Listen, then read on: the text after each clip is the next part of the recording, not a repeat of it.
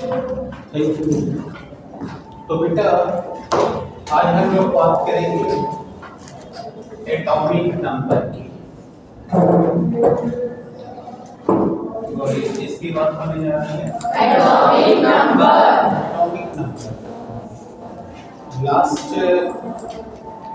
lecture you have seen the Bohr model, and according to Bohr model now it is obvious to all students that proton and neutrons both are located into the nucleus. Confirm it? Yes sir. Because of proton having the positive charge, nucleus is also having the positive charge, and outside of the nucleus there are the closed orbit. कल वाले में सब explain कराऊंगे।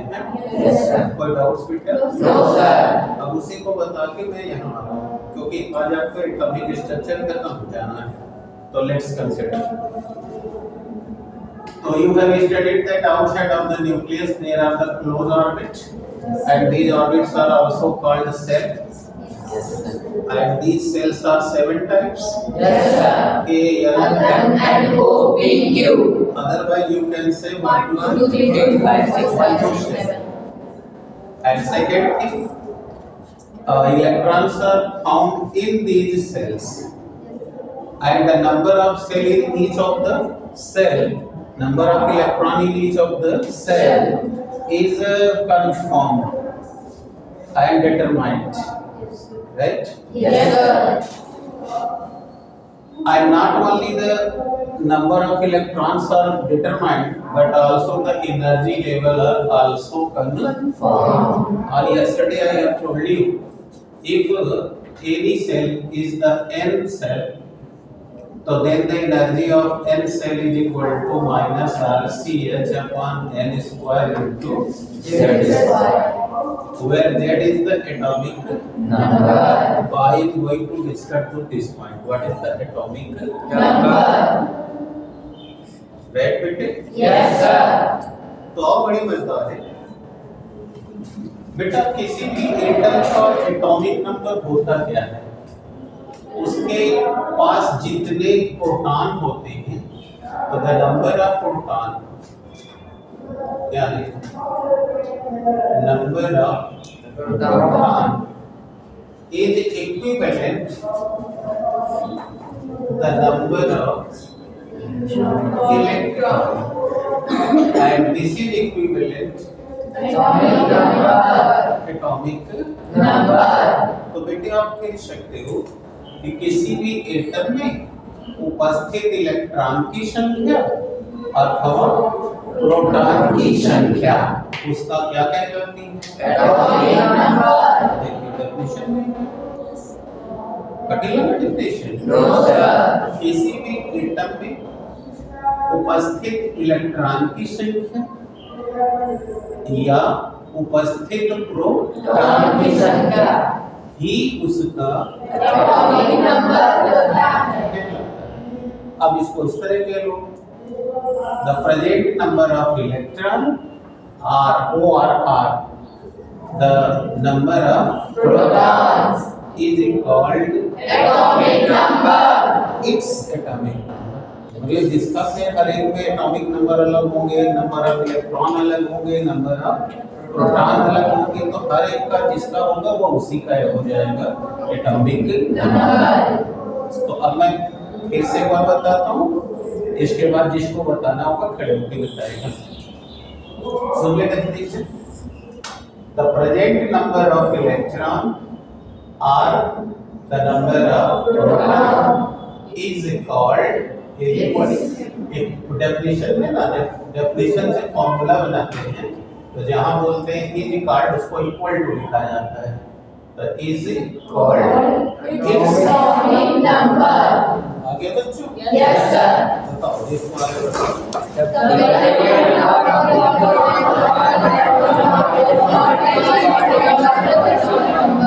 आप लोग क्या खाते हो?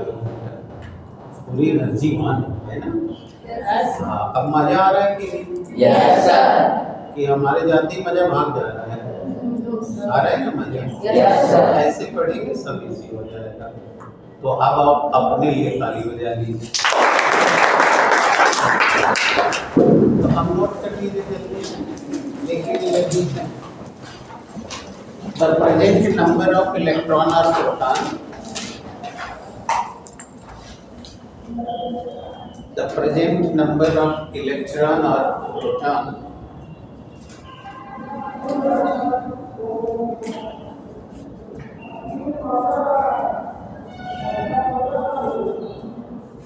the present numbers of electrons and protons are called its atomic number. Atomic number, ठीक है। अब चलिए डेफिनेशन से अब हम फार्मूला बनाते हैं। देखिए अब यहाँ लिखिए अकॉर्डिंग टू डेफिनेशन।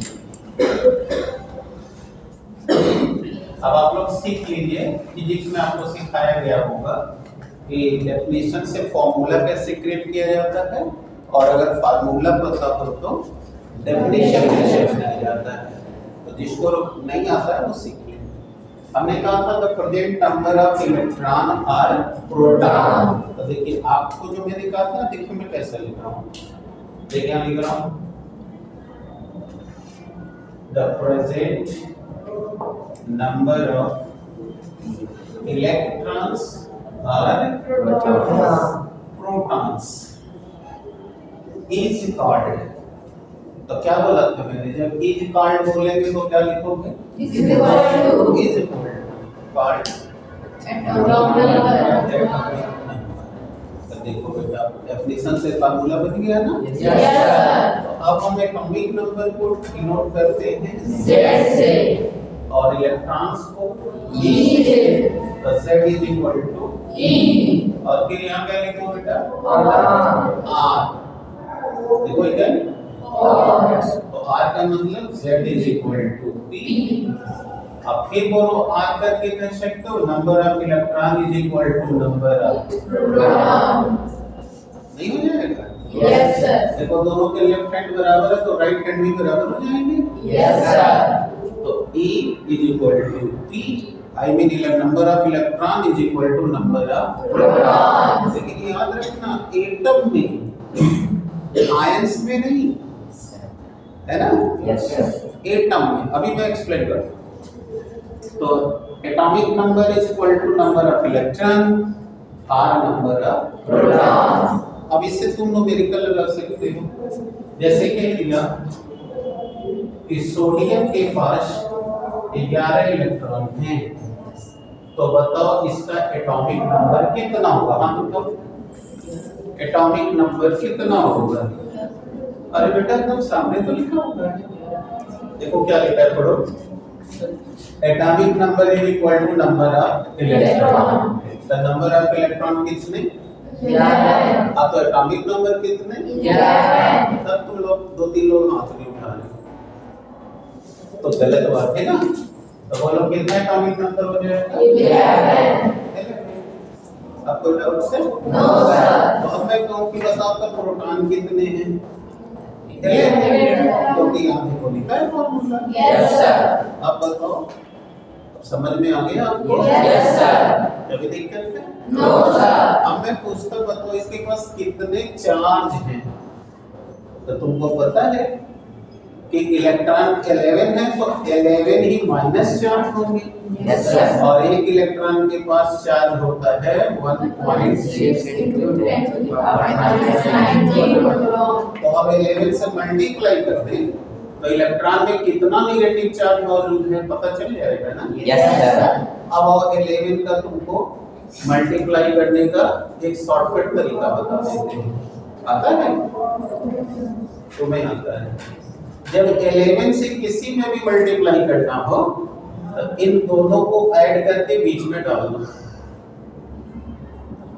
तो बड़ी कठिन हो गया। अच्छा चलो, कुछ लोग नहीं समझ पाए, मैं नहीं क्या कर बोलो 11 का मल्टीप्लाई अगर किसी में करो तो बेटा ये दोनों को जिसमें कर रहे हो उन दोनों को जोड़ के बीच में लिखो। तो बोलो 1 और 6 में कर रहे हो तो 1 और 6 को ऐड करोगे तो कितना आएगा 7। तो 11 का गुणा करोगे तो 176 आ जाएगा। अब देखो 1 पॉइंट पर डेसिमल पॉइंट है minus into 10 to the power minus 19 colons है ना। Yes sir. बहुत टफ है ना ये तो। No sir. इतना हलवा है ना। Yes sir. सो हलवा है। देख लो 11 छक्का 66 और 11 का 11 6 17। Yes sir. तो इसलिए मैंने तुमको ये एक लॉलीपॉप दे दिया है। Wherever you want to multiply the element, so then the number in which you are multiplying, both digit will be added and then fixed into the middle. Confirm? Yes sir. तो जवानी बता सकते हो। Yes. जैसे हमने कहा कि बताओ 25 में 11 से मल्टीप्लाई करोगे तो कितना आएगा? 275 है ना। कमाल का आइडिया। Yes sir. हाँ ये देखो 5 2 से लिखो काम करो। सर जी कहाँ हैं? सो जा रहे हैं। 37 में 11 से करोगे तो कितना आएगा? आप बताओ।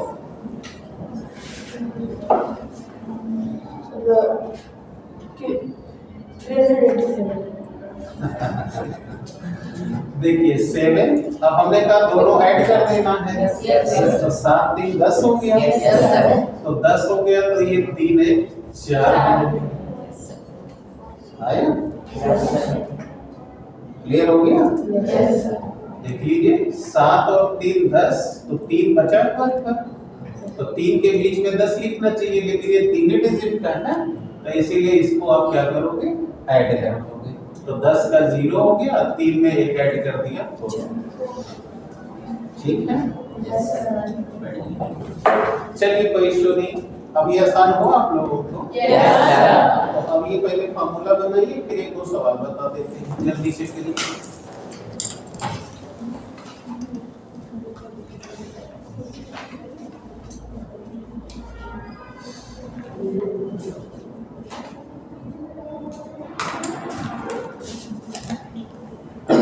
हम आपको बताते हैं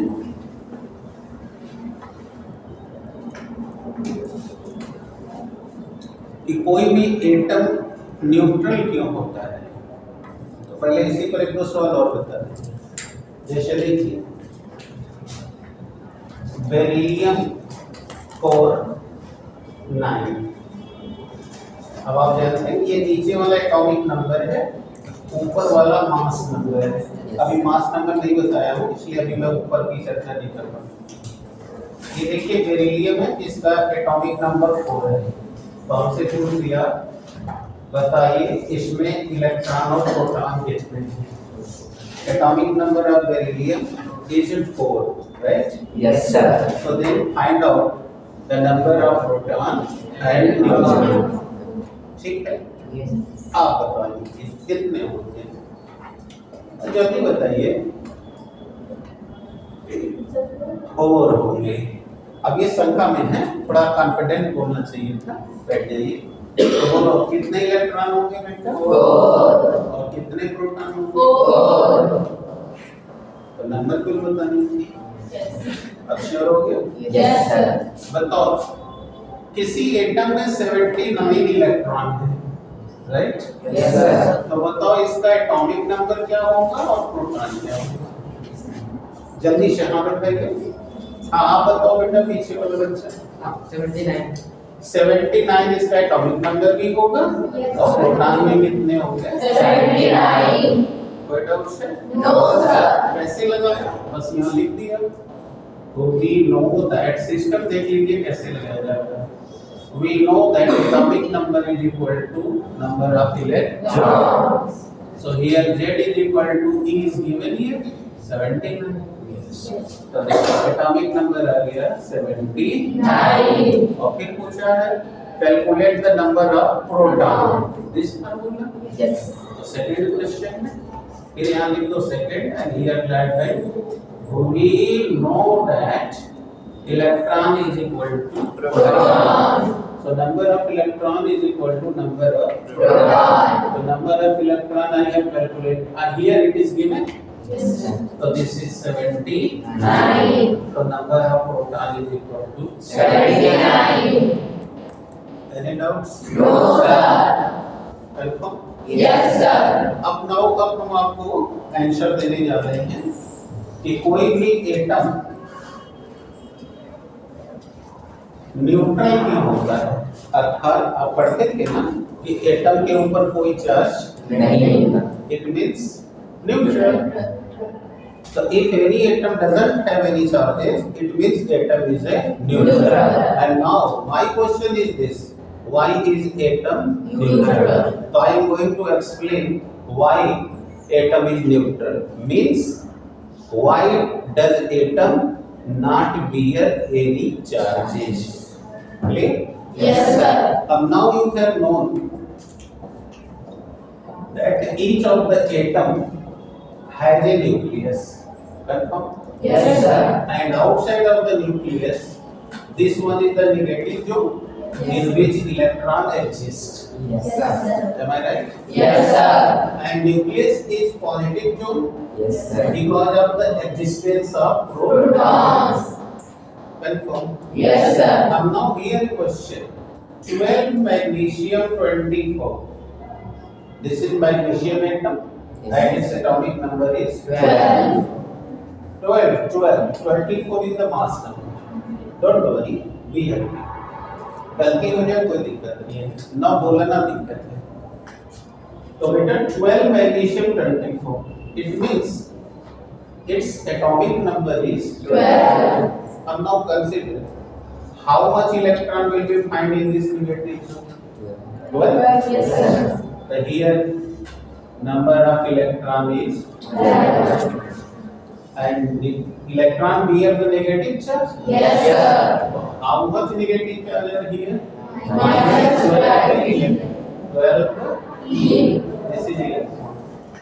यही तो संकेत पड़ा है। Yes, sir. और E का मतलब क्या होता है? मिट गया। लिखते थे ना 1.6 into 10 to the power Minus 9.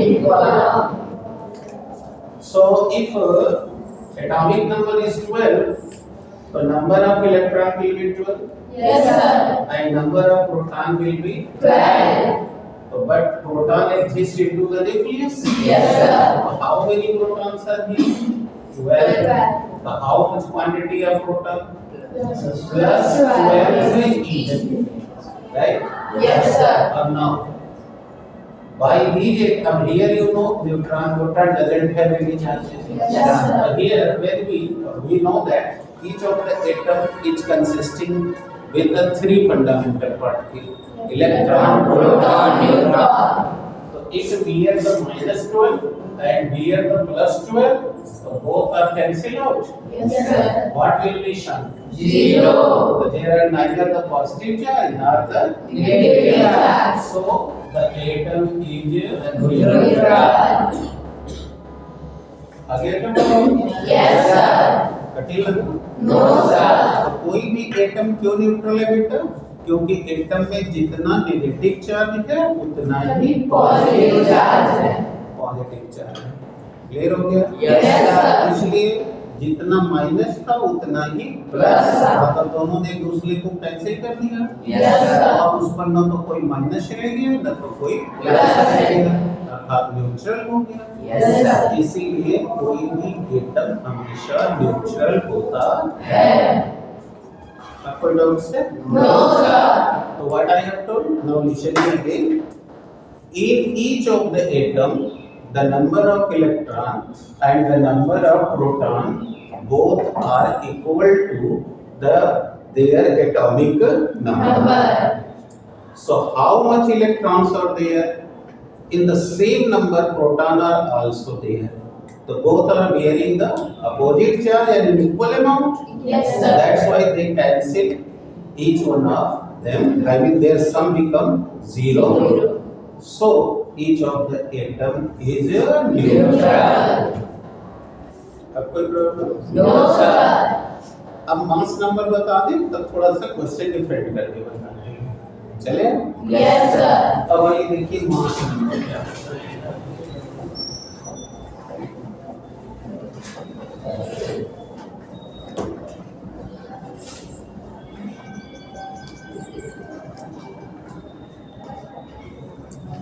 mass number is represented by A. capital A. Anybody, do you know any one of them? What is the mass number? Yes, tell me. The sum of the number of protons. Yes, just clarify. Yes, he told very correct answer. अब मैं आपको समझा दूँ। देखिए, आप मेरा सब देखेंगे तब, और मैं डिटेल में नहीं जाऊँगा क्योंकि जितना आप लोगों को जानकारी है बस उतनी ही बात करूँगा।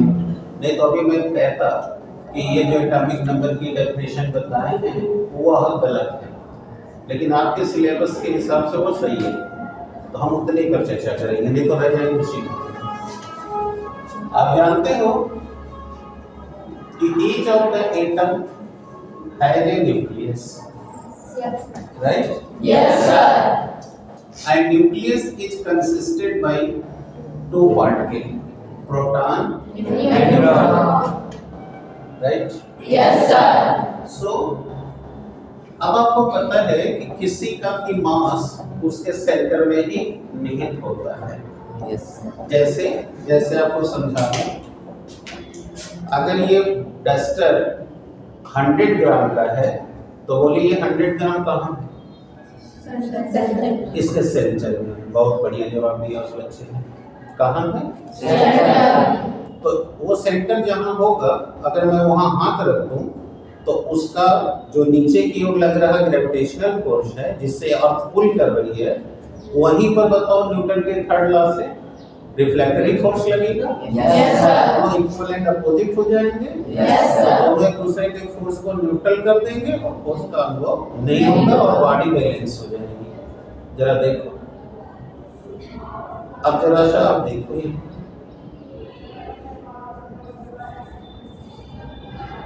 देखो इस पॉइंट पर हमने इसको बैलेंस कर लिया ना। Yes, sir. यानी कि अगर इसका 100 ग्राम वजन है तो ये 100 ग्राम यही बेस के सेंटर में है। Yes, sir. जहाँ mg नीचे लग रहा है, रिफ्लेक्टरी फोर्स ऊपर। दोनों सिंक्रोनाइज है। आगे आप समझ रहे हैं? Yes, sir. जैसे आपने तराजू कोई सामान लेने के लिए आपके मम्मी पापा ने भेजा, तो आपने देखा होगा कि जो दुकानदार है वो आपको तौलने के लिए, जैसे आपने 2 किलो टमाटर खरीदनी है तो 2 किलो का वेट बाएं पल्ले पर रखता है और 2 किलो इधर टमाटर रखता है, और जब उसकी सुई एकदम इंडिकेट करने लगती है 0 को तो कहता है 2 किलो हो गया। तो 2 और 2 4 किलो हो गए ना। Yes, sir. अब ये 4 किलो कहाँ पर बैलेंस हो गया है? Center. वही 4 किलो एडजस्ट। अभी आप आपको समझ में? Yes, sir. इसी तरह आप लोग का बॉडी वेट मान लिया, जितने बच्चे बैठे हो, कोई 40 किलो का है, कोई 50 किलो का है, तो आपका वो 50 किलो या 40 किलो कहाँ है?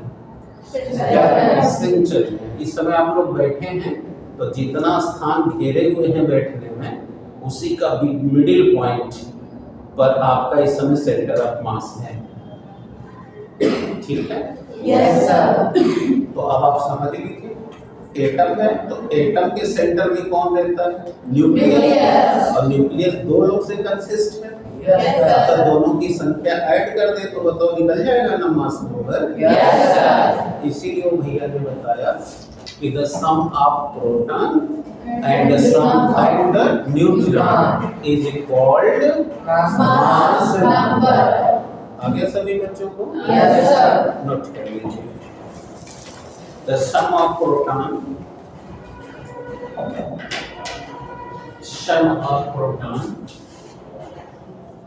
and the neutron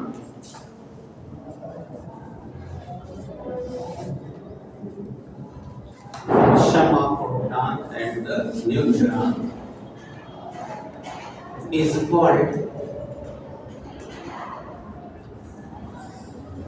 its mass number.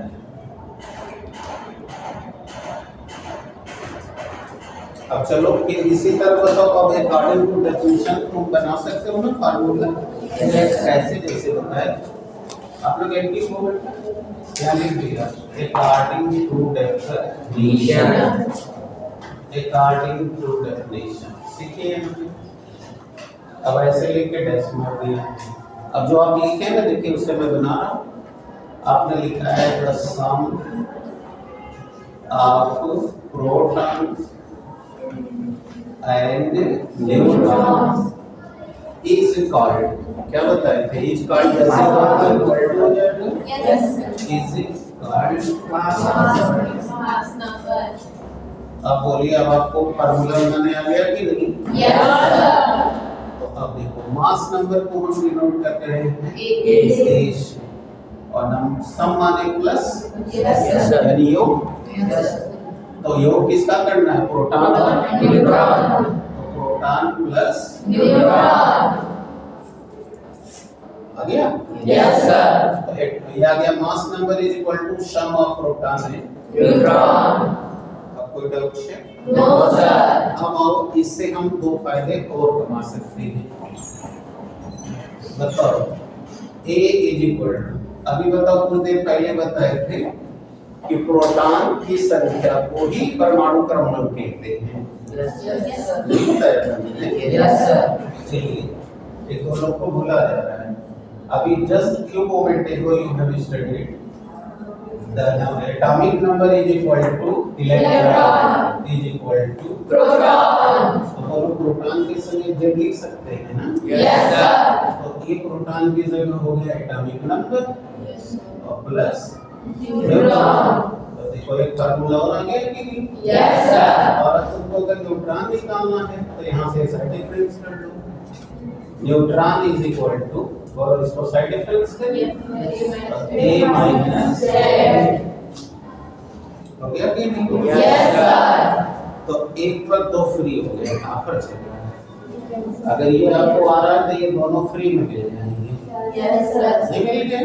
Yes, sir. अगर आपको एटॉमिक नंबर और मास नंबर पता हो तो आप न्यूट्रॉन निकाल सकते हो, और अगर आपको प्रोटॉन और न्यूट्रॉन या एटॉमिक नंबर और न्यूट्रॉन पता हो तो मास नंबर निकाल सकते हो। Yes, sir. क्या सही है? बस समझ में आ रही है? Yes, sir. अब बनाओ तो एक सवाल बताते हैं।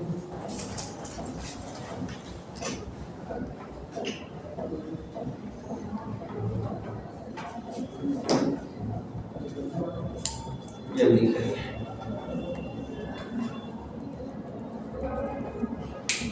जैसे अब हम यहाँ एक सवाल ले रहे हैं, 4 बेरिलियम 9। अब आपको एक चीज और देख लेना है, एटॉमिक नंबर हम हमेशा नीचे लिखते हैं और मास नंबर हमेशा ऊपर लिखते हैं। कंफ्यूजन तो नहीं है ना? No, sir. अब आप इसमें जानते हैं ना कि इसमें मास नंबर क्या है और एटॉमिक नंबर क्या है? Yes, sir. तो कह दिया, calculate number of electron, number of proton and number of Neutron. तो we have to confirm. Yes, sir. करिए, बताइए। जिसका लग गया वो हाथ भी उठा सकता है, क्योंकि तो जवानी सवाल है। आप बताओ। सर इलेक्ट्रॉन और प्रोटॉन 4 होगा और न्यूट्रॉन 5 होगा। 5 होगा, ताली बजा दीजिए। आपको क्लियर हो गया? Yes, sir. हाँ, ये फॉर्मूला था आपका, number of electron is equal to atomic number, atomic number 4, this is the 4 electron. Yes, sir. और अभी बताए थे कि इलेक्ट्रॉन और प्रोटॉन आपस में इक्वल होते हैं। Yes, sir. तो इसलिए नंबर ऑफ प्रोटॉन भी हो गया 4, 4. और अब ऊपर वाले में से इसको घटा दो, न्यूट्रॉन आ जाएगा। तो देखो 9 में से 4 गया 5। Yes, sir. ये वाला फार्मूला है ना, Yes, sir. A minus Z, Yes. Mass number minus atomic. Atomic number. तो इसलिए आप बिना मेहनत के तुरंत बता सकते हो, सही है ना? Yes, sir. चलो एक और बता दो मुझे, 17 क्लोरीन 35, 17 क्लोरीन 35, यस इट्स कितने इलेक्ट्रॉन? 70। प्रोटॉन कितने और न्यूट्रॉन कितने? घटा लो, तो उसको लिख के घटा लो, नहीं आ रहा है तो। हाँ बताओ बेटा। 18 यानी number of electron is 17, number of proton is 17 and number of neutron is 80। Good, बैठ जाओ बेटा। अक्षर हो गया आपको? Yes, sir. अभी भी दिक्कत है? No, sir. चलिए अब थोड़ा मैं ट्विस्ट करता हूँ। किसी एटम के पास 2 प्रोटॉन हैं, राइट?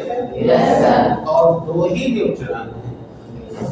तो बताओ बेटा इसका एटॉमिक नंबर कितना होगा और ये मास नंबर कितना होगा? एटॉमिक नंबर कितना होगा और इलेक्ट्रॉन कितने होंगे? हाँ जल्दी से बताओ।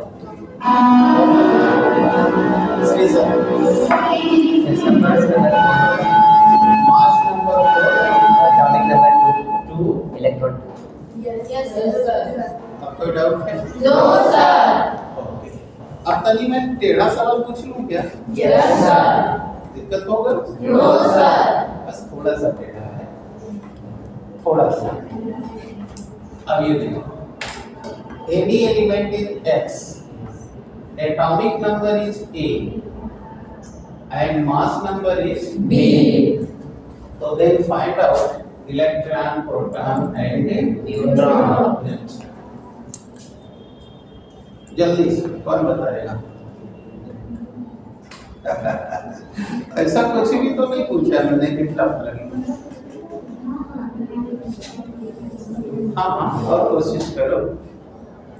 It's your Sir, electron A, electron is equal to A, proton A, sir, proton A, proton A I have written proton A, neutron B minus A. B minus A. कहाँ तक आ गया आपको? Yes, sir. ओवर। अब तो problem नहीं है। No, sir. अब तो कल के बाद तो आप लोग का फिर परीक्षा स्टार्ट हो जाएगा। Yes. तो कल आप लोग को जो प्रॉब्लम होगी वो आप लोग पूछो। It's okay? Yes, sir. Thank you बेटा। Thank you, sir.